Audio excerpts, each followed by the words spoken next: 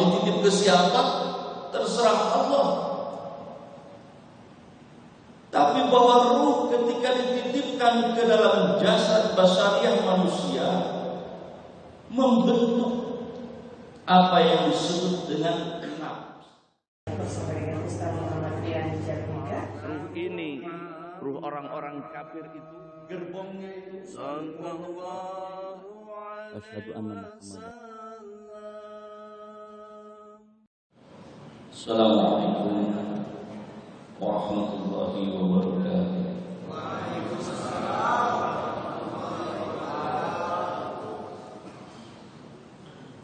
Alhamdulillahirabbil alamin, illahil wahidil ma'bud.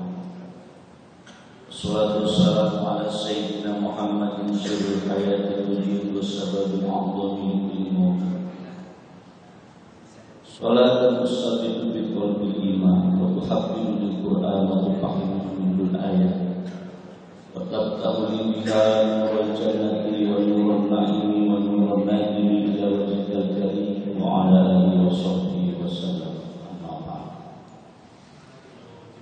Wa qala Allah ta'ala fi kitabil karim, a'udzu billahi minasy syaithanir rajim. Bismillahirrahmanirrahim.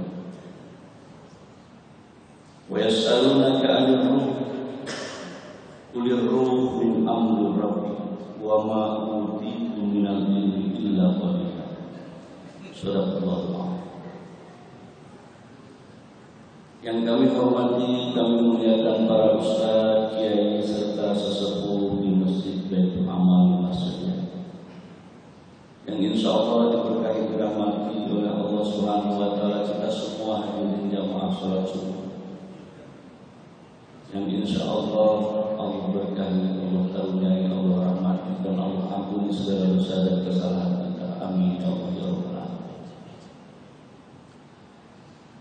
Pagi ini bahasan kita adalah tentang ruh dalam pandangan Al-Quran.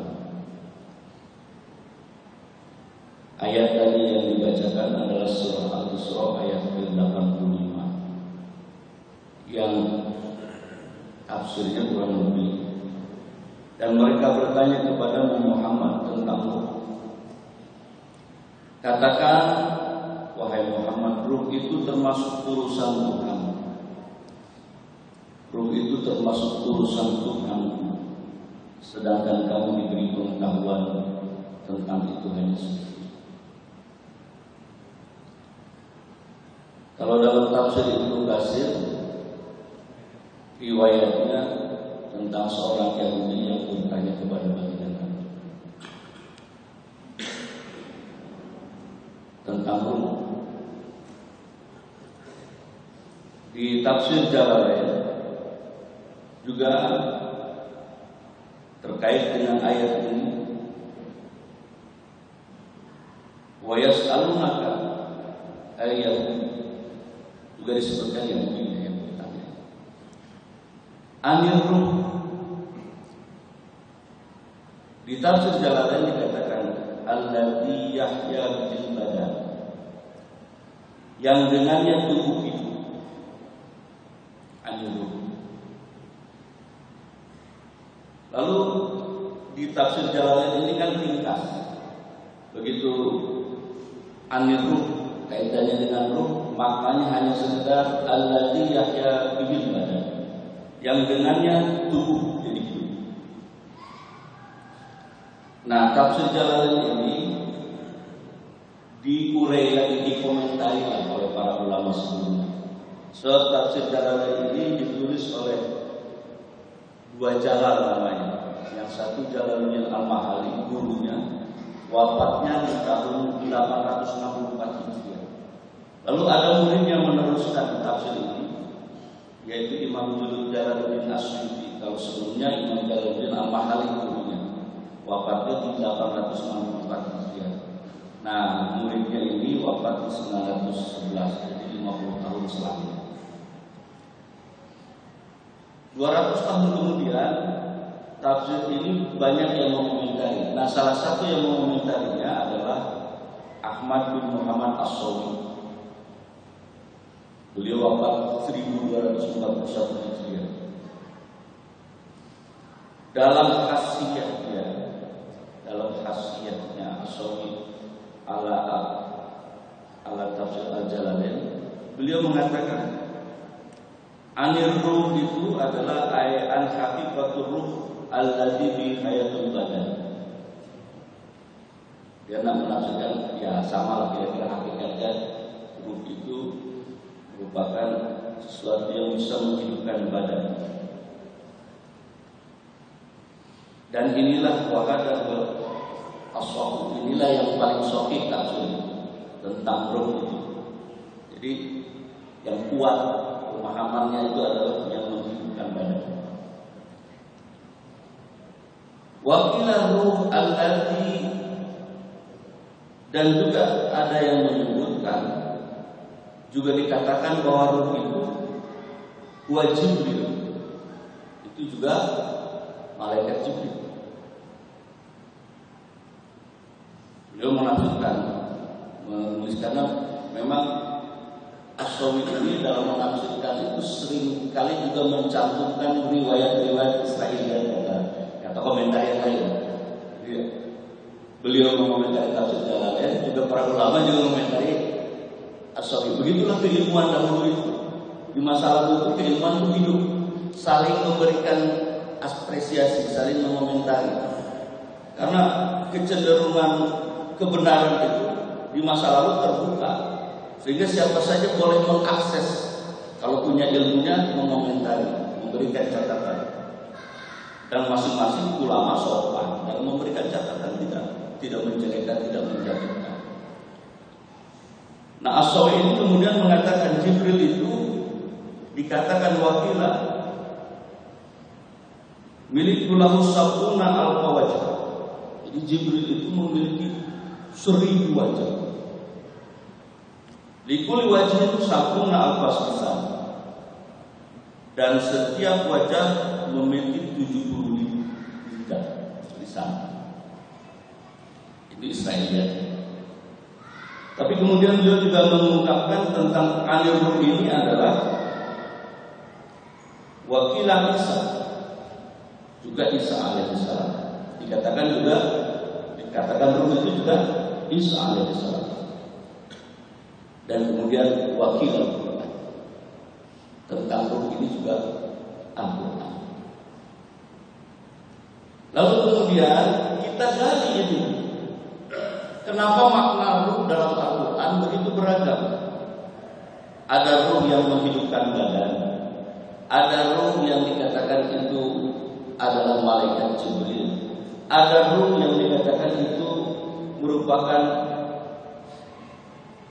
Nabi Isa alaihissalam, ada ruh yang dikatakan itu kaitannya dengan Al-Quran. Maka begitu kita buka Al-Quran, ditemukan ayat-ayat dalam Al-Quran yang terkait dengan ruh itu ada 22 ayat. Di dalam Al-Quran yang kaitan ruh yang ada dalam jasad ada dalam 7 ayat, 7 surat. Dikatakan ruh yang menunjuk kepada malaikat ada dalam 9 ayat, 8 surat. Kemudian dalam Al-Quran juga dikatakan ruh yang menunjukkan Al-Quran. Quran ini dikatakan sebagai ruh, ini ada dalam 3 ayat, 3 surat. Jadi kemudian ruh sebagai Nabi Isa alaihissalam itu juga kaitannya masuk ke dalam ruh yang unsur dalam jasad. Ruh adalah ternyata ruh itu juga merupakan pertolongan Allah. Ini ada dalam surah Al-Mujadalah ayat 22. Ruh juga sebagai rahmat Allah. Ada dalam surah Yusuf surat ke-12 ayat 87. Dan ruh sebagai ketentraman ada dalam surat Waqiah ayat ke-89. Nah, lalu kemudian yang mau kita bahas yang mana ya? Kalau semua dibahas tidak selesai. Kita bahas yang paling ringan, paling ringkas yang pernah saya kemukakan 4 lalu di tempat ini.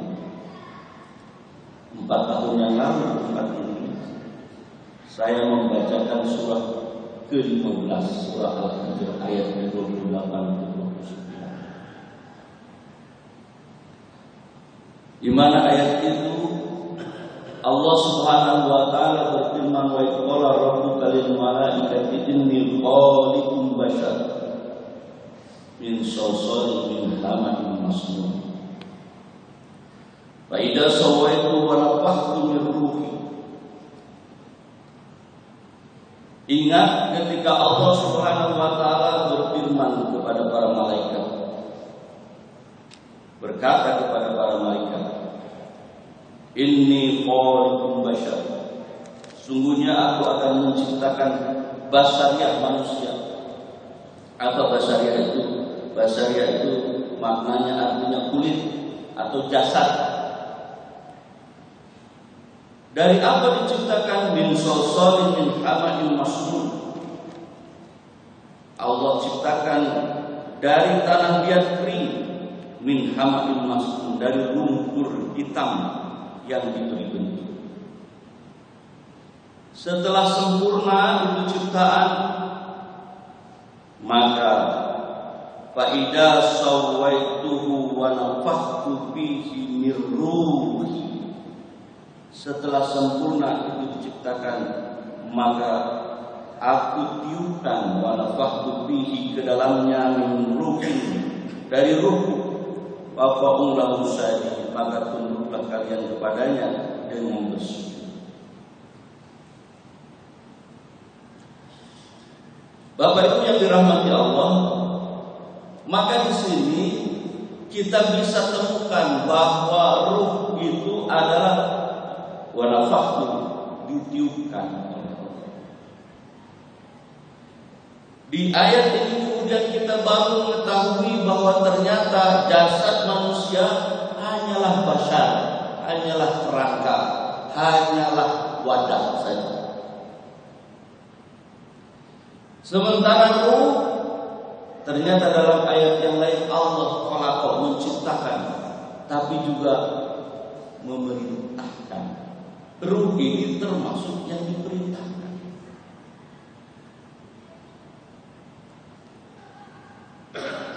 Sehingga kalau kita lebih ringkas supaya lebih memahami itu kira-kira begini. Tadi Imam itu mengumumkan selesai santapan rohani, ada santapan jasmani. Jadi rupanya beda juga itu. Santapan rohani dengan santapan jasmani. Kira-kira isi santapan rohani dengan isi santapan jasmani beda apa sama? Beda. Yang jasmani nampak terlihat, yang rohani tak nampak dan terlihat. Apalagi kalau mendengarkannya sambil tak nampak, sambil itu udah nggak ada masalah. Sambil tertidur itu selesai santapan rohani. Tapi yang namanya santapan rohani sambil tidur pun bisa masuk, Pak. Karena memang bukan makanan jasad, santapan rohani. Tapi kita perhatikan, kalau kita makan, kondisi badan kita sedang sakit, kira-kira nikmat gak makanan kita? Gak nikmat, Pak. Lagi panas dalam sariawan, di lidah, di rongga mulut, di tenggorokan. Begitu makan makanan yang lezat sekalipun, rasanya sangat menyakitkan. Kalau jasadnya sakit, sama ini, Pak. Kalau rohani kita sakit, santapan yang disajikan tidak akan enak. Kenapa? Rohani sakit.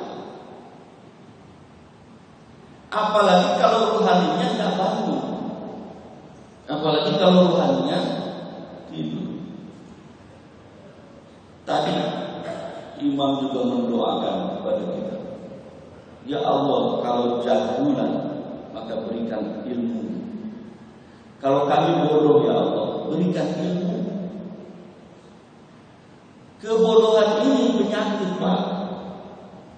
Dan ilmu itulah yang menyembuhkannya. Sehingga kalau kita berpenyakit, kita tidak ingin memakan makanan rohani, Pak. Yang kita inginkan sesuatu yang di luar itu. Kalau rohani kita sakit, Pak, kita malas beribadah kepada Allah. Kalau rohani kita sakit, Pak, sedekah itu rasanya berat sekali. Kalau rohani kita sakit, Pak, dimintai tolong sama orang maka kita akan marah. Kalau rohani kita sakit, Pak, tetangga kita makin kaya, kita sakit. Kenapa? Iri, dengki, hasad. Maka dikatakan itu semua penyakit-penyakit hati. Terus apa kaitannya dengan ruh? Ini ruh ini sesuatu yang tidak nampak, yang Allah titipkan di dalam basyariat kita, jasad kita. Dia amar Allah min amri Rabbi. Ruhnya urusan Allah. Mau dititip ke siapa? Terserah Allah. Tapi bahwa ruh ketika dititipkan ke dalam jasad basyariah manusia, membentuk apa yang disebut dengan nafs. Apa nafs? Jiwa. Ini perhatikan ya, ruh amri Rabbi masuk ke dalam jasad yang ciptaan Allah juga masuk. Lalu kemudian setelah masuk membentuk apa yang disebut dengan nafs. Nafs itu dari kata nufasa, nafasa, artinya tempat keluar dan masuknya. Kalau ruhnya tiupan, ruh dekat dengan kata rih, artinya angin. Kipas angin namanya mirwah. Mirwah kipas angin dari kata rih, angin. Miftah artinya kunci. Gitu. Kalau bahasa Arab itu kasih miftah itu jadi alat, jadi isim alat. Ketika ruh masuk ke dalam jasad, terbentuklah yang disebut dengan nafs, jiwa. Bagaimana jiwa ini? Jiwa ini dalam surat As-Syams dikatakan wa nafsin wa ma sawwa. Surah ke-91. Wa nafsi wa ma sawwa. Demi jiwa dan penyempurnaan ciptaannya. Fa'alhamaha fujuraha wa taqwaha, dan diilhamkan ke dalam jiwa manusia itu fujuraha, kejahatan, wa taqwaha, dan ketakwaan. Saya ulang lagi supaya tidak bingung. Ruh datang dari sisi Allah, Allah tiupkan kemana? Ke dalam jasad. Setelah masuk ke dalam jasad, pertemuan perjumpaan antara ruh yang rindu dengan Allah Subhanahu wa taala dengan jasad yang rindu kepada tanah yang rendah itu, maka membentuk apa yang disebut dengan nafs, jiwa. Maka dalam jiwa itu Allah titipkan dua perkara. Satu, ketakwaan, kerinduan kembali kepada Allah yang dibawa oleh ruh. Satu lagi, kejahatan yang itu dibawa oleh asal basyariah kita. Maka kecenderungan manusia itu dua, baik dan buruk dalam jiwanya. Jiwa manusia nafs dipengaruhi oleh dua tadi, oleh rohanianya yang rindu kepada Allah, yang ingin bersih, ingin suci, dan dipengaruhi oleh unsur-unsur jasad dia. Maka kemudian di situ Allah berikan solusi. Apa solusinya? Qad aflaha man zakkaha. Maka sungguh akan senang, akan bahagia, akan tentram, akan menang.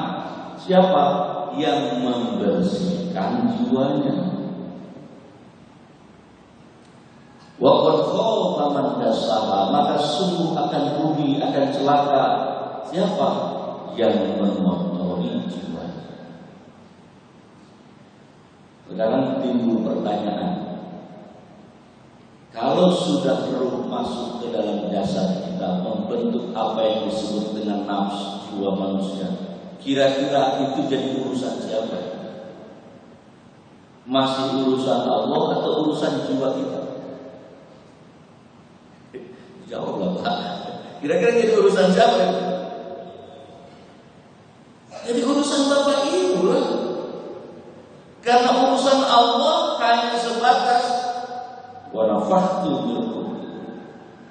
Begitu sudah masuk ruh itu ke dalam basariah kita, maka ruh itu akan mengalami apa yang disebut dengan misorientasi. Dia terpuruk. Banyak ruh yang menganggap kenikmatan itu adalah kenikmatan jasad, padahal tidak. Jadi banyak orang yang menganggap kalau badan kita tidak makan maka kita akan lemas. Sekarang logikanya gini aja, ibadah kita di luar bulan suci Ramadan dengan di dalam bulan suci Ramadan lebih banyak mana? Lebih banyak dalam bulan suci Ramadan, Pak. Dikasih makan badan ini maka rohaninya kita lemas, Pak. Tapi dikasih puasa di bulan suci Ramadan, rohaninya kita hidup bawaannya pengen ibadah terus kepada Allah. Itu bertentangan. Maka makanan jasmani, apalagi yang sudah tua-tua ini harus dikurangi, Pak. Itu Pak Ustaz ini memang masalah. Tapi tetap harus dikurangi. Porsinya dikurangi supaya ibadah kita meningkat, Pak. Yang harus dibanyakan oleh kita adalah memberikan makanan rohani berupa bacaan Al-Quran, sholat lima waktu, jangan terlambat, tambah dengan sholat sunnah. Begitu, dikasih santapan rohani kita, rohani kita dikasih nutrisi. Jangan dibiarkan. Kalau dibiarkan dia akan kering kerontang, akan menderita dia. Maka dari itu urusan ruh ini bukan lagi menjadi sesuatu yang perlu dihindari, tapi ini menjadi urusan kita sekarang, Pak, karena dia sudah ada dalam jasad kita, basariah kita.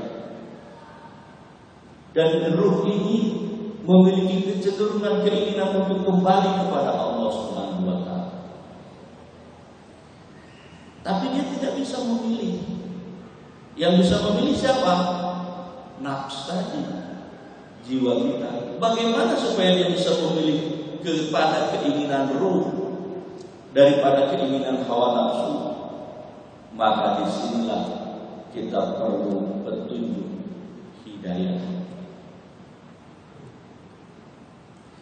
Saya ingin menunjukkan satu perbedaan tafsir antara ulama dahulu dengan ulama yang kekinian. Ini ada, tapi ini saya ungkapkan bukan karena hasad, tidak. Demi Allah, ini karena kita ingin supaya kita dalam perjalanan hidup ini bisa mendapatkan ilmu pengetahuan yang benar. Kenapa? Karena ada dalam satu penelitian, ternyata orang-orang yang celaka, orang-orang yang tersesat, bukan karena dia tidak punya ilmu, Pak. Punya ilmu. Coba banyak para pendahulu yang macam-macam gelarnya, bahkan pangkatnya pun tinggi-tinggi, tapi tetap aja melakukan kejahatan. Kenapa? Ini disebabkan bukan karena dia bodoh, nggak punya ilmu, bukan. Tapi dia punya ilmu, tapi ilmunya keliru. Ilmu ada tapi keliru, atau dia lalai, atau ya ilmu ada, bukan tidak begitu.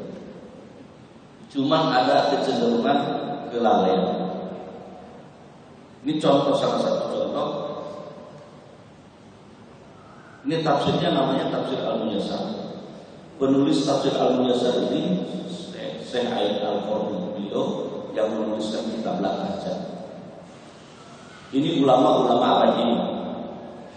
Jadi ulama kekinian. Kalau tafsir Jalalain itu 400 tahun yang lalu beliau menuliskan kitab ini. 600 tahun. Ketika apa? Ketika menafsirkan surah Al-Maidah ayat ke-15.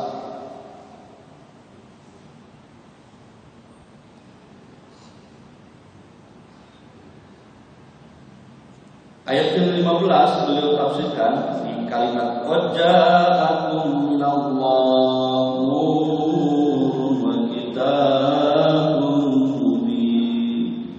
Kalau tafsir Al-Jalalain, beliau menafsirkan qad ja'akum minallahi nurun, telah datang kepada engkau semua dari sisi Allah cahaya. Ditafsirkan sama beliau wan Nabi sallallahu alaihi wasallam. Al-Maidah ayat ke-15 ketika menafsirkan qad ja'akum minallahi nurun, telah datang kepadamu dari sisi Allah cahaya, maka oleh Al-Jalalain dikatakan wan Nabi sallallahu alaihi wasallam nurun minallah, Nabi Muhammad sallallahu alaihi wasallam. Wa kitabul Quran mubin, yang menjelaskan sangat terang. Tapi tafsir ulama dari Mekah ini ketika menafsirkan qad ja'akum minallahi nurun wa kitabun mubin, disatukan namanya. Nur minallahi nurun dengan wa kitabun mubin disatukan menjadi wa huwal Qur'anul Karim. Wa huwal Qur'anul Karim. Dia tidak memisahkan. Tapi kira-kira akibatnya fatal enggak? Akibatnya fatal, Pak. Fatalnya apa? Fatalnya ketika kemudian ada kitab Sirul Asrar yang menceritakan di awal penciptaan bahwa baginda Nabi mengatakan dalam sabdanya, sesungguhnya aku diciptakan dari cahayanya Allah, maka kemudian banyak orang yang menentang bahasa itu. Padahal landasannya ada dalam Al-Quran.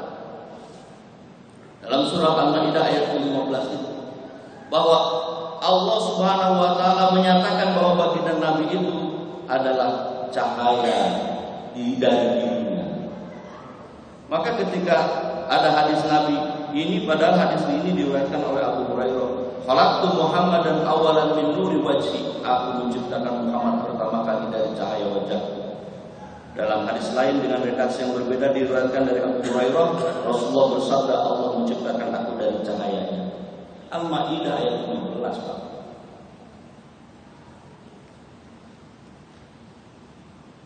Nah, akibatnya seperti itu. Padahal sebenarnya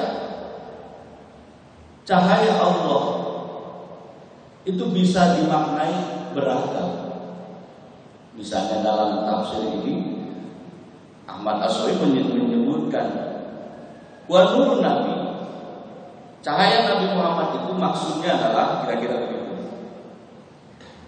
Yunawwiru basair wa yahdiha lirrasyad.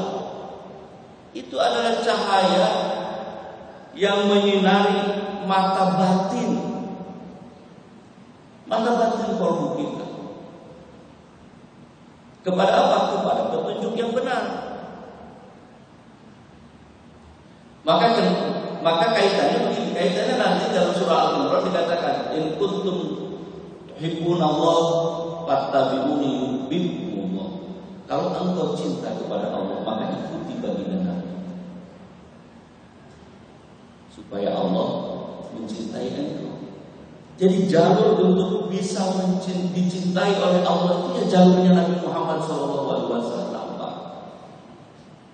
Bahwa cahaya makrifah kita kepada Allah itu merupakan cahayanya baginda Nabi Muhammad SAW. Ini jangan dipungkiri. Oh, kalau sekarang ini kan ada musim kembali kepada Quran dan Sunnah. Kembali kepada Quran dan Sunnah. Quran dan Sunnah yang mana yang baik?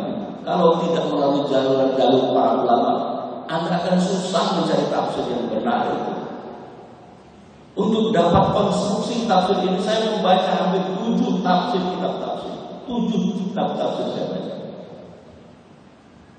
Termasuk Al-Qur'an yang disarankan oleh Gus Bahar, saya baca. Kaitannya dengan yang begini. Nah, kebetulan saya dulu dosen sistem informasi manajemen. Jadi untuk mendapatkan sebuah informasi yang benar itu nggak boleh kita ngambil satu data saja, nggak boleh. Nggak ambil satu sampel aja nggak boleh. Harus banyak sampelnya, Pak. 1, 2, 3, 4, 5, 6. Begitu diangkat sampel-sampel ini, misalnya ada 10 sampel dari 100. 10. Itu pun baru tahap yang namanya disebut informasi saja. Makanya ini kalau misalnya jadi Pak RT, jadi Pak RW, mohon maaf, itu kalau baru ada satu kalimat dari satu orang dari informasi, itu belum informasi Pak, itu baru data. Hati-hati Pak. Jangankan itu, kita kan pernah melihat ada satu kasus sudah dikatakan bahwa ini terjadi tembak-menembak. Awalnya kita bingung kan, benarkah itu? Begitu diteliti, ini ternyata nggak ada. Nah harus begitu Pak, dalam meneliti kebenaran itu harus begitu. Kalau hanya dengar dari satu orang, kita harus agak hati-hati. Carilah informasi dari tempat yang lain. 1, 2, 3 disandingkan nanti dengan itu. Baru itu pun baru tahap informasi Ustaz. Untuk sampai kepada tingkat ilmu, maka ini harus digabung Pak, informasi. Artinya informasi ini mengandung beberapa data yang dikumpulkan. Informasi ini mengandung beberapa data yang dikumpulkan. Ini informasi mengandung beberapa data. Lalu informasi ini dihimpun. Himpunan inilah yang disebut dengan knowledge, pengetahuan. Terus bagaimana untuk supaya kita bisa mengeksekusi pengetahuan yang kita miliki? Maka dibutuhkan knowledge lagi Pak. Barulah kemudian kita bisa membuat decision making system. Sebuah keputusan kita ambil dari pengetahuan yang banyak yang kita miliki. Ambil contoh. Ini ambil contoh. Begitu Bapak menemukan satu ayat, Innallaha 'alal 'arsy istawa. Lalu ditafsirkan itu satu ayat, Bapak tafsirkan itu bahwa Allah ada di atas arsy. Kalau nggak percaya, tapi mana ayat itu benar? Benar ayat itu ada Pak, tapi harus cari ayat yang lain. Jangan ngotot dengan satu ayat itu, karena ada ayat yang lain dalam surat Al-Alaq akhir itu dikatakan surat 96, wasjud waqta'id, sujud dan dekatkan dirimu kepada Allah. Allah bukan di atas, sujud pun kau dekat dengan Allah. Tapi apa itu kemudian kita yakini bahwa Allah di atas sujud kita, di bawah sujud kita? Tidak Pak, karena ada ayat yang lain lagi, wa huwa ma'akum aina ma kuntum. Di mana saja kau berada, maka Allah ada di mana pun kau berada. Terus kemudian pegang ayat itu, enggak Pak, Bapak harus cari ayat yang lain lagi. Ternyata ada ayat wa nahnu aqrabu ilaihi min hablil warid, dan sesungguhnya aku dekat kepada engkau itu sebagaimana dekatnya leher dengan uratnya. Terus bagaimana? Tadi Pak, data, ayat Bapak himpun. Itu baru informasi. Dari informasi-informasi ini dihimpun lagi, barulah ilmu. Nah maka kemudian harus baca kitabnya Pak. Ada yang namanya ilmu tauhid. Dalam ilmu tauhid itu para ulama sudah meringkas, menyimpulkan dari bacaan Pak, bukan bohong para ulama. Dari bacaan ayat-ayat itu, maka kemudian tersimpulkanlah Allah wujud qidam baqa mukhalafatul lil hawadisi qiyam binafsihi wahdaniyah qudrah iradah ilmu hayat. Itu ilmu Pak baru. Kalau tadi innallaha al-aziz baru satu ayat. Lalu bagaimana menyikapi ayat itu? Bukan kita mengingkari, tidak, kita mengimani, tapi jangan sampai kemudian itu dianggap satu ilmu. Karena ilmu perlu data-data, perlu ayat-ayat yang lebih banyak. Sama dengan tadi, ulir ruh min amri rabbi, ruh itu urusan Tuhan. Lalu kemudian Anda berhenti gitu, bahwa itu udah urusan Tuhan, nggak usah lagi diurusi ruh kita ini. Jangan Pak.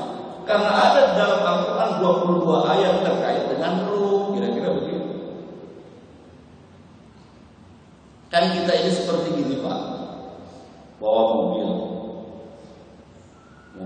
mogok di tengah jalan. Lalu kemudian ketika mogok, kita tahu ini akinya nih yang masalah, nggak ada tenaganya, akinya nih yang mogok.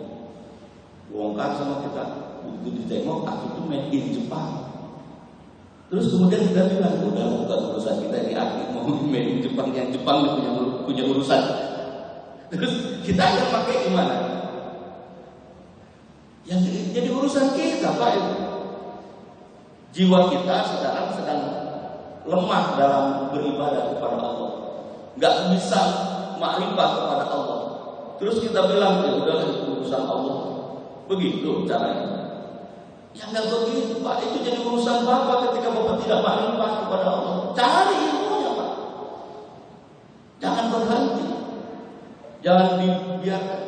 Lalu bagaimana cara mencarinya? Ya kan, jangan sampai hanya satu. Harus banyak ayat yang kita himpun, kemudian baru kita rumuskan. Sama dengan urusan tauhid. Ada yang orang yang pengen simpel saja, uluhiyah, rububiyah, uluhiyah, itu saja. Ya nggak begitu lah Pak. Dalam urusan tauhid ini ada kitab yang sangat besar namanya Ajaibul Quran. Itu berbicara tentang la ilaha illallah. Allah nggak bisa disimpulkan sebagaimana tiga urusan itu, ilahiyah, rububiyah, nggak bisa. Maka kalau merumuskan yang model seperti itu akan jadi masalah. Problemnya di mana? Problemnya ada pada diri ulama itu. Ulama itu ketika dia memberikan pengetahuan kepada jamaahnya harusnya jujur. Saya belum membaca kesemuanya, baru ini. Kan gitu. Kenapa? Karena ilmu Allah itu seperti samudra. Lalu kita hanya gelasnya aja Pak. Kita gelas kecil dari samudra ilmunya Allah. Termasuk saya kebetulan saja penelitiannya di bidang tasawuf, jadi ke situ larinya ilmu itu, muaranya ke situ. Bahasan yang lain agak ragu saya. Silakan kepada yang lain mencarinya. Bahasan fikih misalnya saya hindari. Kenapa? Karena memang tidak banyak yang saya baca di fikih itu. Tapi saya gunakan untuk sehari-hari, ya saya baca, tapi tidak untuk diajarkan kira-kira. Kenapa? Karena pengetahuan kita tidak dalam di situ. Tapi kalau di sini, insya Allah kita dalami. Nah, oleh karena itu Bapak Ibu yang dirahmati Allah, penting bagi kita untuk bisa menangkap esensi tentang rohaniat ini. Kenapa? Karena ini adalah urusan kita yang begitu besar.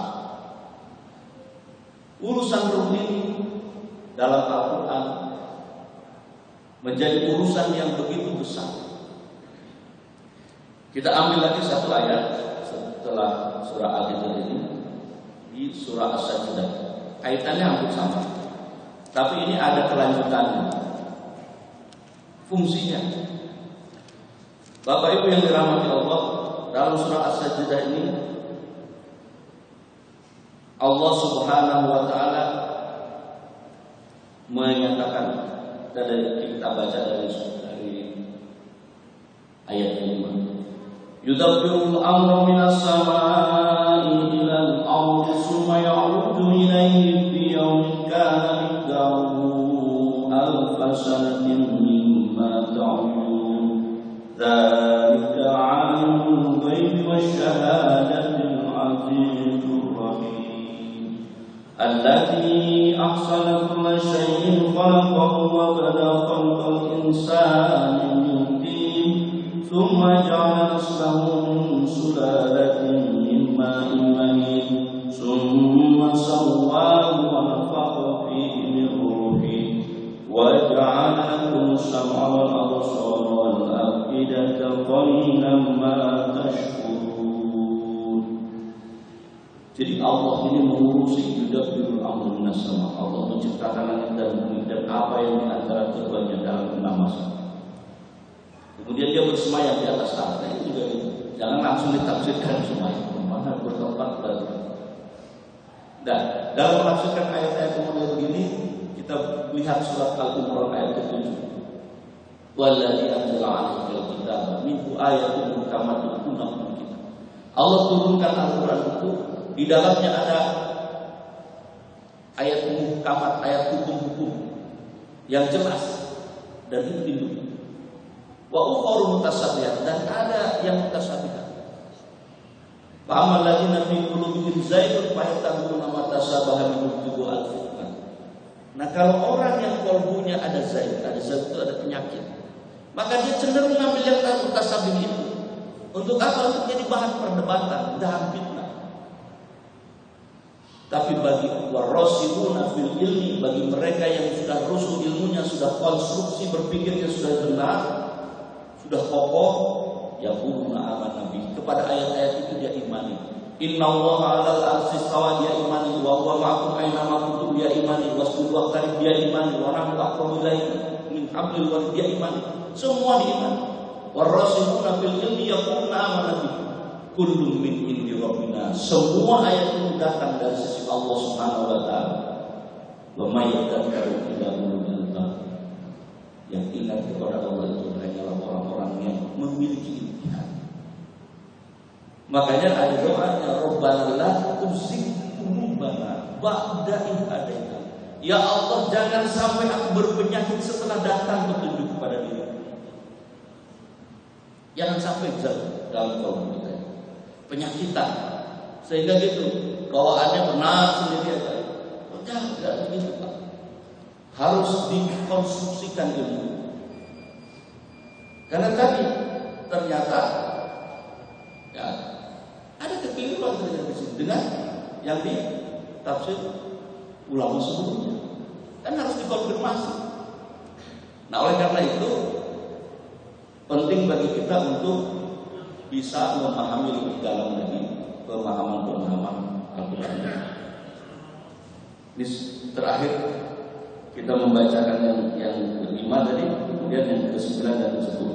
Summa sawwahu wa nafakha fihi min ruhi wa ja'ala as-sam'a wal absara wal af'ida. Kemudian setelah Allah menciptakan ja'ala naslahu min sulalatin min ma'in mahin, menciptakan manusia itu keturunannya dari saripati air mani, mimma imahi, air yang hina. Kalau tadi Adam dari tin, roh tanah, Nabi Adam. Kemudian kita semua keturunannya min sulalatin mimma imahi, dari air saripati, air yang hina. Setelah summa sawwa nafakha fihi ruh, setelah sempurna penciptaan itu Allah tiupkan ruh ke dalam jasad itu. Disitulah waja'alakum sam'a wal absara wal af'ida. disitulah Allah ciptakan sama pendengaran, absor, penglihatan, dan afidah. 3 alat ini menjadi instrumen untuk menyempurnakan rohaniat kita: pendengaran, penglihatan, dan qalbu. Maka dari itu, jagalah pendengaran kita, jagalah penglihatan kita, jagalah qalbu kita dari masukan-masukan dari ilmu-ilmu yang kurang bermanfaat. Carilah segala pengetahuan yang paling bermanfaat di antara pengetahuan-pengetahuan yang bermanfaat. Jadi harus disaring. Pendengaran juga harus disaring. Maka dalam doa kalau dulu, Allah menjadi minal ladzina yastami'una al-qaula wa yattabi'una ma ahsana. Demikian juga dengan penglihatan yang terbaik yang kita cari, kemudian kita ikuti yang terbaik. Demikian juga qalbu kita, hati kita, cari yang terbaik. Baik, pilih yang terbaik agar kita selamat dalam kehidupan dunia dan akhirat. Bapak Ibu, demikian saja barangkali yang dapat saya sampaikan. Kalau ada yang mau ditanyakan silakan. Mohon maaf ya, kepanjang waktu. Silakan. Iya, silakan.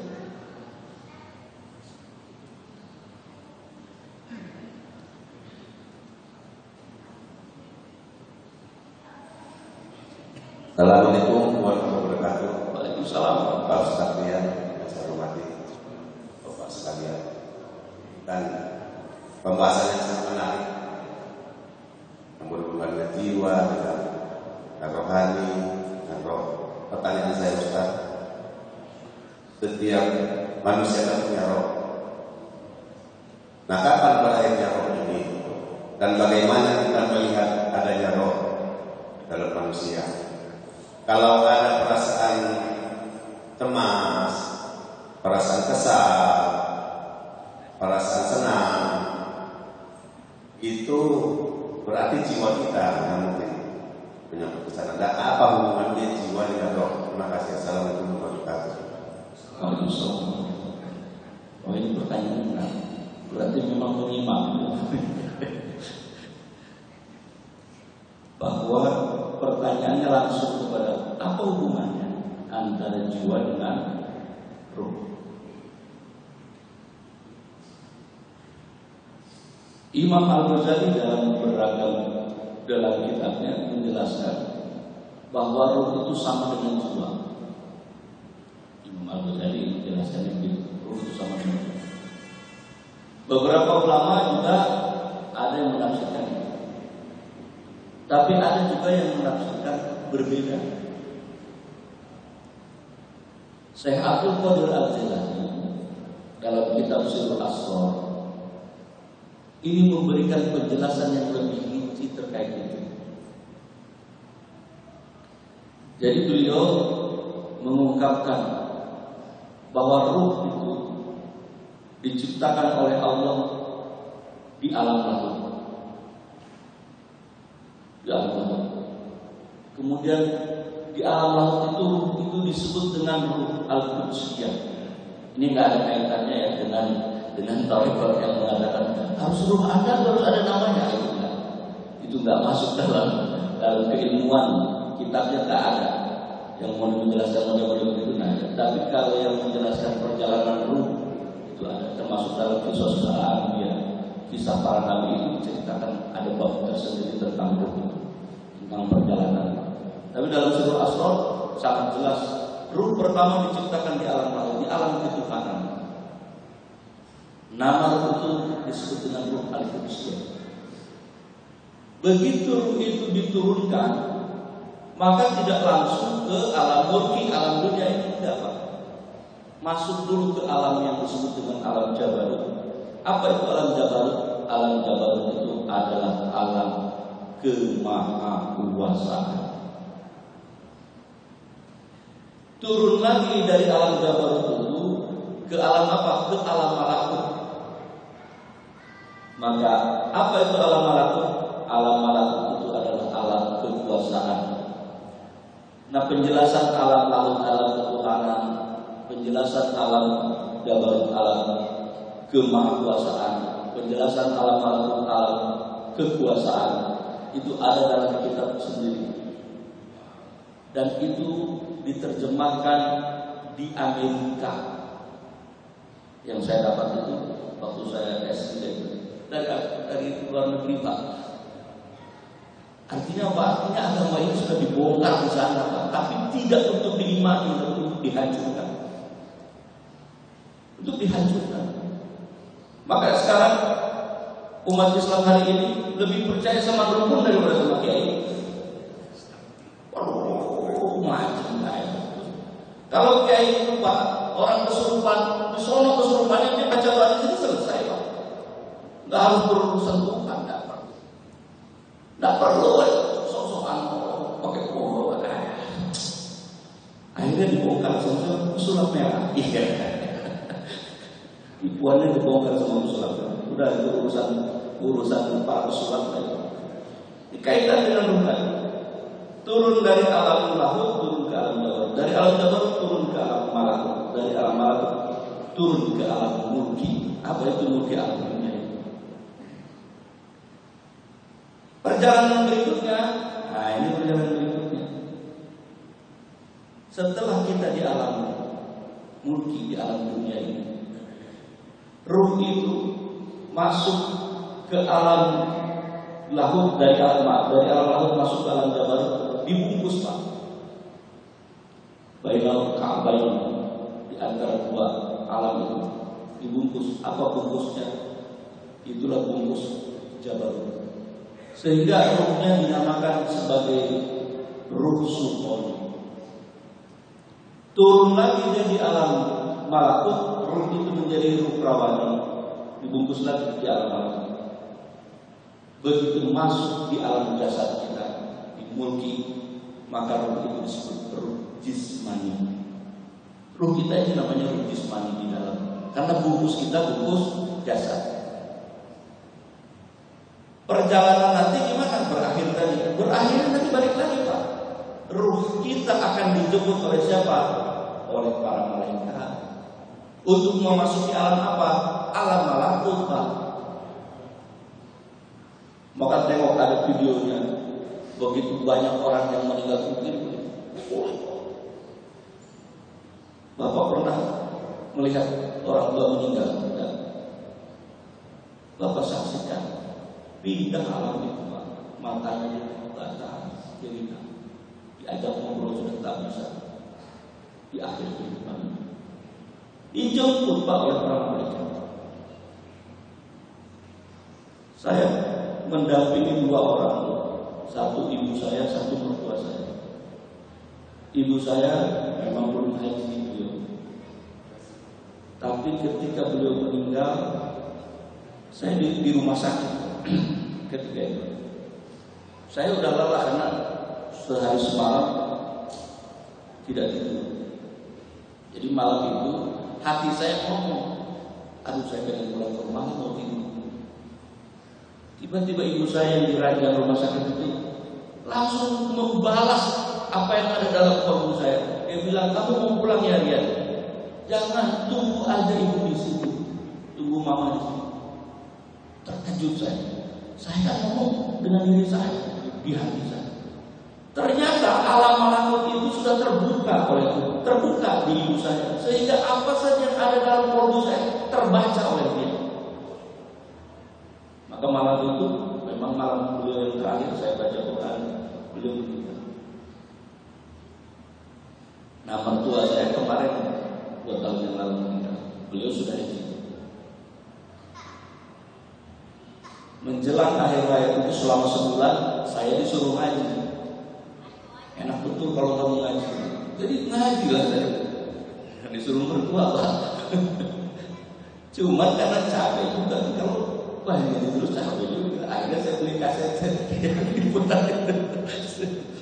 Saya simpan ke beliau. Terakhir beliau ya nyalakan sendiri akhirnya. Dinyalakan sendiri. Cuma tak kala hari terakhir saya berdoa. Doa itu salah satunya doa salam. Cuman kan dalam doa salam itu ada Allahumma hawwin alaina bi safaratil maut. Akhirnya beliau ini memang sudah haji tapi membaca Quran masih kurang lancar, apalagi bahasa Arab. Tapi ketika saya membaca itu, dia kemudian bilang, saya mau meninggal ya katanya. Astagfirullahaladzim. Lalu kemudian saya bilang sama istri saya, kamu jangan pernah ngeluh, jangan pernah dalam hati kamu bersihkan, gak boleh ngeluh meskipun dalam hati kamu, karena dia tahu. Nah, rupanya benar. Apa saja yang dikeluhkan dalam hati istri saya di mobil itu, begitu pulang ke rumah itu, ibu mertua saya tahu itu. Dia langsung merespon.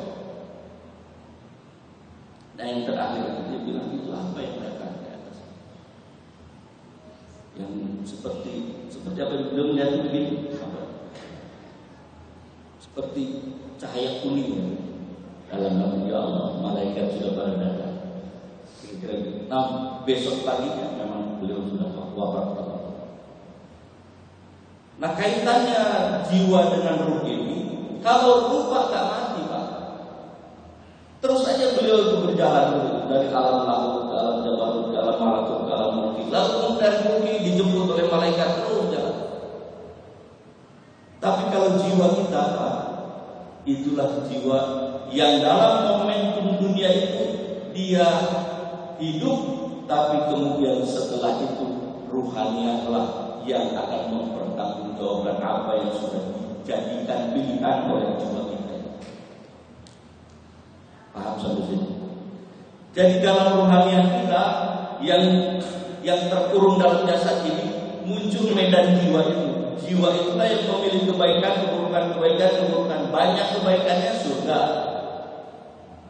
banyak keburukannya neraka. Siapa yang merasakan? Ruh kita Pak.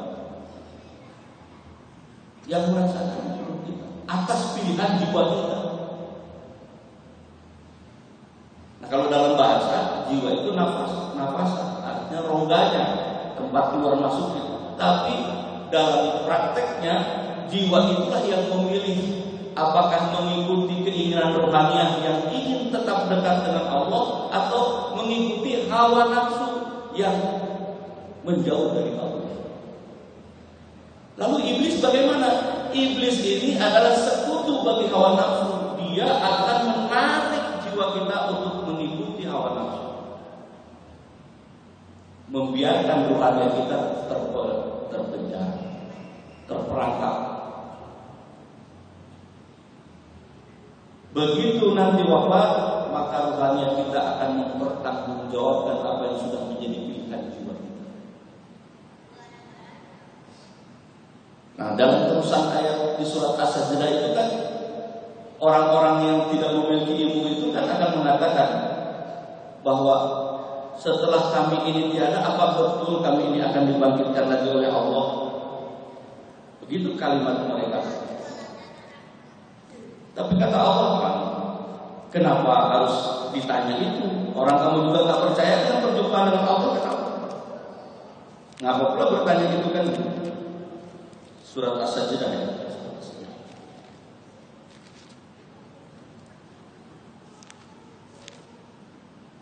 Dikatakan waqalu a idza dhalalna fil ardi a inna lafi khalqin jadid bal hum bi liqa'i rabbihim kafirun. Dan mereka berkata, apakah apabila kami telah lenyap hancur di dalam tanah, kami akan berada dalam ciptaan yang baru? Ya kan begitu. Apa benar kalau kami sudah hancur kami jadi yang baru? Kata Allah jawabannya, bahkan mereka mengingkari pertemuan dengan Tuhan. Bahum biliqa'i rabbihim kafirun. Bahkan engkau mau berjumpa dengan Allah saja kau ingkari. Sehingga enggak ada persiapan, enggak ada bahasa lain. Kalau kita ingin berjumpa dengan Allah tanpa persiapan, namanya nekat, Pak. Jangan nekat, Pak. Mumpung masih ada usia kita ini, jangan nekat. Banyak-banyak beramal. Kemudian qul yatawaffakum malakul mautil ladzi wukila bikum tsumma ila rabbikum turja'un. Katakanlah, malaikat maut yang diserahi untuk mencabut nyawamu itu akan mematikan kamu, kemudian kepada Tuhan kamu akan dikembalikan. Jadi tugas malaikat itu di alam malakut turun ke alam mulki, mengambil rohaniah kita, balik. Mereka yang ditimbang amal solehnya ternyata lebih banyak amal solehnya, maka dia ditempatkan di dalam surganya Allah. Di alam kubur bagaimana ditempatkan itu? Di kebun-kebunnya, di taman-taman surga. Terus bagaimana yang banyak dosanya? Ditempatkan juga kasih sedikit lubang neraka. Bapak Ibu yang dirahmati Allah, karena waktu juga yang membatasi. Demikian, Allahumma billahi wa Assalamualaikum warahmatullahi wabarakatuh.